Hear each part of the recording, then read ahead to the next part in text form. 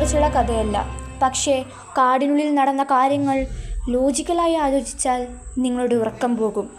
2014 പനാമയിലെ ഒരു കാട്ടിലേക്ക് ട്രക്കിങ്ങിന് പോയതാണ് ക്രിസ്, ലിസാൻ എന്നീ 2 പെൺകുട്ടികൾ. അവർ തിരിച്ചു വന്നില്ല. കുറേ മാസങ്ങൾക്ക് ശേഷം കാടിനുള്ളിലെ ഒരു ആറ്റുവക്കിൽ നിന്ന് ലിസാൻ്റെ ബാക്ക്പാക്ക് കിട്ടി. അതിനുള്ളിൽ അവരുടെ ഫോണുകളും ക്യാമറയും ഉണ്ടായിരുന്നു.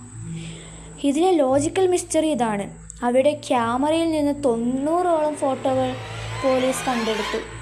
അതിൽ ഭൂരിഭാഗവും അർദ്ധരാത്രിയിൽ എടുത്തവയായിരുന്നു. ഒന്നിലും അവരുടെ മുഖമില്ല.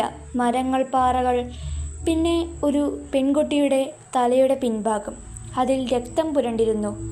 എന്തിനാണ് അവർ ഇരുട്ടിൽ ഫ്ലാഷ് അടിച്ച് ഇത്രയും ഫോട്ടോകൾ എടുത്തത്? ആരോ അവരെ പിന്തുടരുന്നുണ്ടായിരുന്നു എന്ന് വ്യക്തം.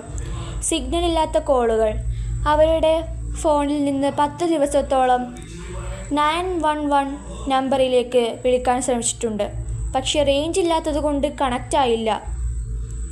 കുറച്ച് ദിവസങ്ങൾക്ക് ശേഷം ലിസാൻ്റെ ഫോൺ കൃത്യമായി പിൻകോഡ് ഇല്ലാതെ തുറക്കാൻ ആരോ പലതവണ ശ്രമിച്ചിട്ടുണ്ട്. അതായത് ആ ഫോൺ അപ്പോൾ ലിസാൻ്റെ കയ്യിലായിരുന്നില്ല. ലോജിക്കലി ചിന്തിച്ചാൽ അവർ കാട്ടിൽ വഴിതെറ്റി മരിച്ചതാകാം എന്നാണ് ഔദ്യോഗിക റിപ്പോർട്ട്. പക്ഷേ ആ ഫോട്ടോകൾ എടുത്തതാരാണ്? ഫോൺ ലോക്ക് തുറക്കാൻ ശ്രമിച്ചതാരാണ്? ഇന്നും ഇതിന് ഉത്തരമില്ല. ആ കാടിനുള്ളിൽ അവർക്കൊപ്പം മറ്റാരോ ഉണ്ടായിരുന്നു എന്നത് ആ ഫോട്ടോകൾ തെളിയിക്കുന്നു. ഇതേപോലെ മനുഷ്യർക്ക് ഇന്നും ഉത്തരം കിട്ടാത്ത അൺസോൾവ്ഡ് മിസ്റ്ററീസ് ഉണ്ട്. പിന്നെ ഈ പെൺകുട്ടികൾ കാണാതായിട്ട് ഇപ്പോൾ 12 വർഷമായി. അവർ 2014 ഏപ്രിൽ 1 പനാമയിലെ ആ കാട്ടിലേക്ക് ട്രക്കിങ്ങിന് പോയത്. ഇന്ന് 2026 മാർച്ചിൽ നമ്മൾ നിൽക്കുന്നത്.